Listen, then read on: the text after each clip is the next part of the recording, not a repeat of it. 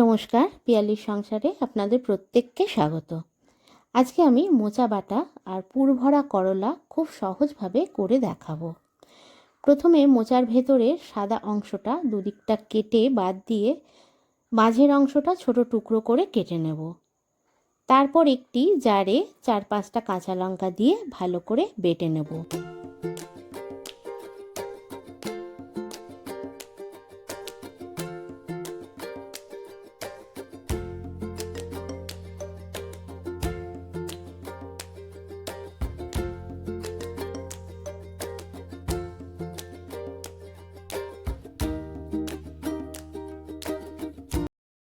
এদিকে করলা পুরের জন্য একটু বড় সাইজের করলা দুদিকটা কেটে একটু নুন দিয়ে সেদ্ধ বসিয়ে দিলাম, আর একবার ফুটে গেলে এক এক করে নামিয়ে রেখে দিলাম।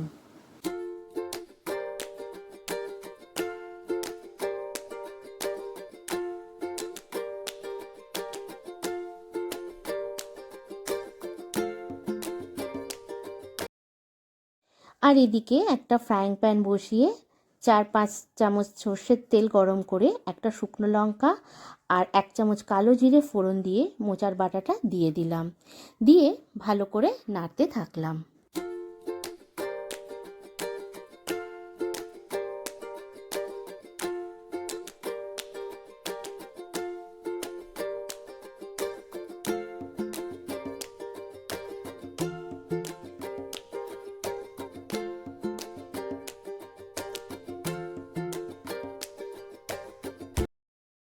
স্বাদ মতো লবণ আর মিষ্টি দিয়ে কষাতে থাকলাম।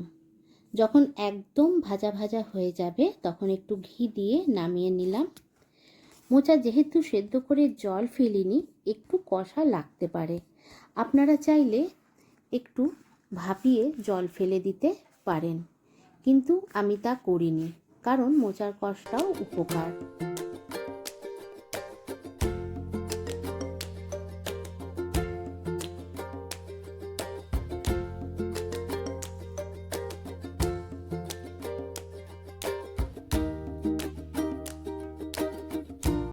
আমার মোচা বাটা একদম রেডি। এবার সেদ্ধ করলাগুলোকে ছুরি দিয়ে পেটটা চিরে ভেতরের সব বীজ বের করে নিলাম। বীজগুলো কচি থাকলে তাহলে মিক্সিতে বেটে পেঁয়াজের সঙ্গে ভেজেও পুর তৈরি করা যায়, কিন্তু আজকে সেটা সম্ভব হয়নি। এরপর ফ্রাইং প্যান বসিয়ে 2 চামচ তেল দিয়ে কয়েকটা রসুন কুচি ফোড়ন দিয়ে 2টো বড় পেঁয়াজ কুচি, যা আমি আগেই কেটে রেখেছি, সেটা দিয়ে ভাজতে থাকলাম।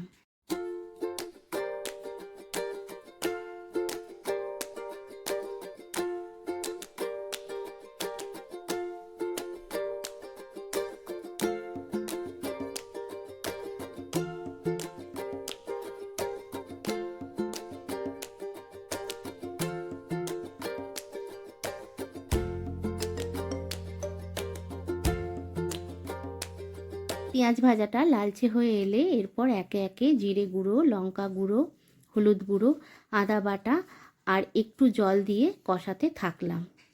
তারপর পরিমাণ মতো লবণ আর আমচুর পাউডার দিয়ে দিলাম, আর নামাবার আগে নারকেল কোড়া দিয়ে নামিয়ে নিলাম। আমার করলার পুর রেডি।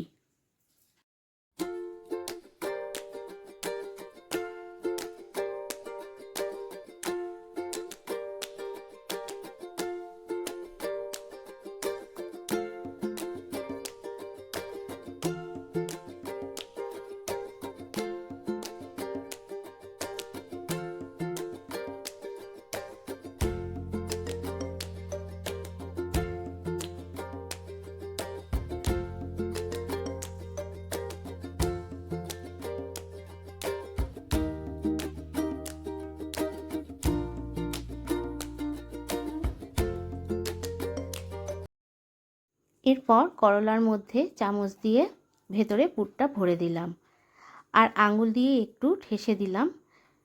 ঠিক করলার পুরের বিপরীত দিকে ছুরির সাহায্যে চিড়ে দিলাম, যাতে পুরটা না বেরিয়ে যায়। তারপর কড়াইয়ে তেল গরম করে করলাটা দিয়ে দুদিকটা ভালো করে ভেজে নিলাম। যদি মনে হয় পুরটা বেরিয়ে যাবে তাহলে বেসন দিয়েও বন্ধ করতে পারেন, আর সুতো দিয়েও পেঁচিয়ে ভেজে নিতে পারেন।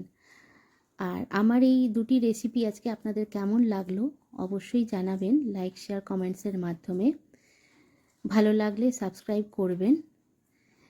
আবার দেখা হচ্ছে আমার নেক্সট ভিডিওতে। ততক্ষণের জন্য নমস্কার, ভালো থাকবেন।